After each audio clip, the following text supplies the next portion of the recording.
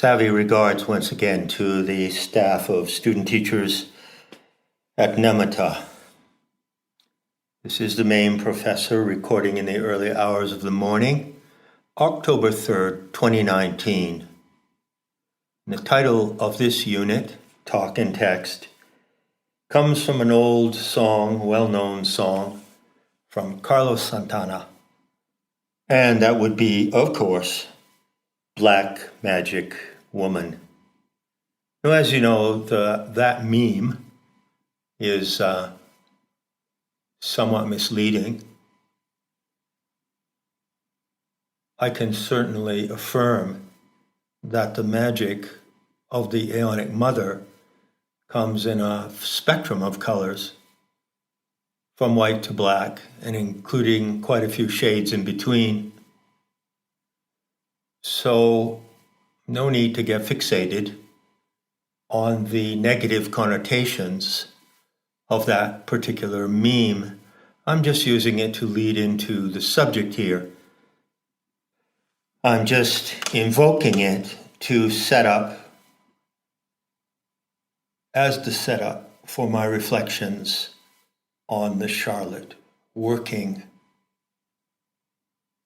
Of course, superficially speaking, black magic means something bad, something evil, something that good people don't do.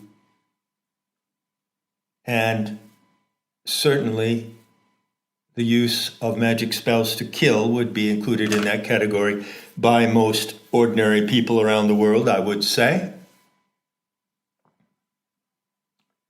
But of course, in the case of the Charlotte working, there is a huge question in play.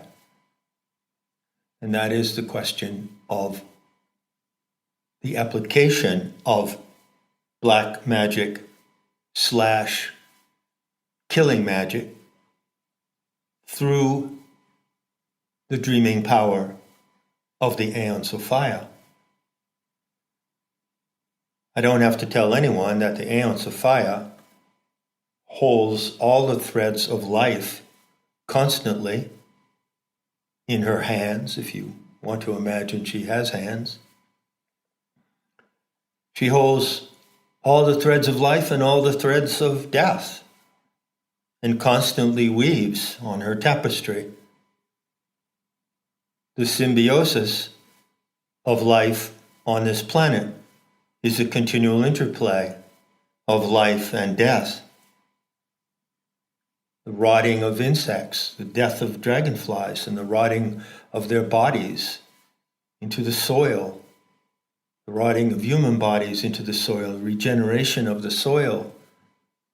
It's a continual process of black magic, her killing power. So I am going to assume that all of you are comfortable with this black magic meme due to putting it in the framework of planetary tantra and dissociating it from the usual cheap connotations of conventional thinking and superstition. Now you'll see that I've taken the liberty to glamorize this unit with some quite remarkable images, kicking off with the two women, I believe they would be Zapotec, Mexican Indians, decorated for the Day of the Dead celebration, which is a really big folk festival in Mexico.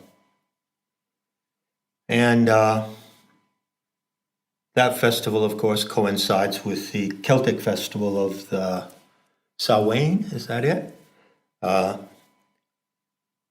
And All Souls Night and other European festivals of the native European peoples, which has been vulgarly turned into Halloween. And of course, that festival represents evidence of the acceptance of death by indigenous peoples and the necessity that they feel to remind themselves of it as a supernatural aspect of life, something that is unknown, because no matter what you may think happens, you don't really know what happens at the moment of death. Well, there are many reliable reports, actually, but it's a fundamental unknown for people. And whereas religions attempt to give an explanation on faith, or by fabricating an explanation of what happens after death, the more courageous and honest way to face it is in the way it has been done. And the festival of celebration of death is a recognition of its power, of its presence, but at the same time, recognition that it is something that can be benevolent as well as malevolent. Death appears in the human world as a natural process, and I venture to say that one would be an extremely lucky person today, an extremely lucky tad, if you conclude your life by dying what is called a natural death. In any case, death comes, and then there is the death that is inflicted by human animals. And these are two different realms of action, So what you see in the faces of these women, what do you see? What do you see? There's a kind of glamour, there's a kind of menace. It's a kind of threat display, actually. You know, I've talked about the Charlotte working in the context of threat display in the animal kingdom. At the end of the day, as I'm reflecting on it for you now, come to the conclusion that that's exactly what it was, and as such, it was entirely successful. But I'll get back to that point in a moment. So, the evil that operates in the human world is committed by other human creatures, by fiends and ghouls and psychotics and enemies of life and biophobic monsters. It's not an expression of supernatural evil coming out of the cosmos and reaching us through our own species. It's just human evil. And I'd say that we can agree that there's no way to overcome this evil that comes from our own species or from the archontically infected and deviated members of the human species, if you want to call them that, and that's pretty generous. There's no way to overcome it and work against it and hold it at bay without a deterrent. But a deterrent is meaningless. A deterrent is not a bluff. A deterrent is meaningless unless there is behind it the power and the skill to enforce that deterrent. So when you see animals in threat display, snarling at each other, whether they be domestic cats, domestic dogs, or whether they be animals in the wild, hyenas and lions, that's threat display. And very often the confrontation does not result in an actual engagement of violence. Very often it doesn't.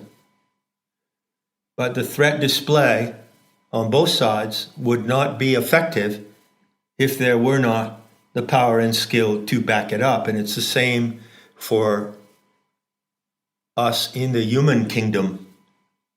That is a great rule, a great moral or ethical rule taken from Gaian symbiosis.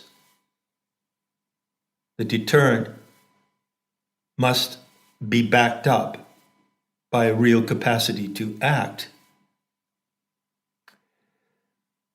Having said that, I must add that the capacity to act through violence and through the exertion of physical force in our world, in our domain, the human social order, the human kingdom, well, it's not given to everyone.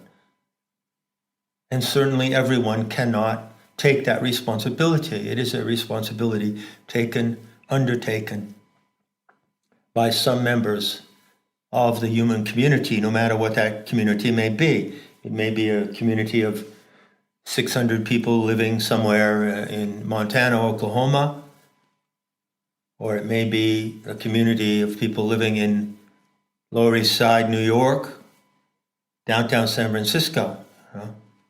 But it is a commitment of certain members of the community, and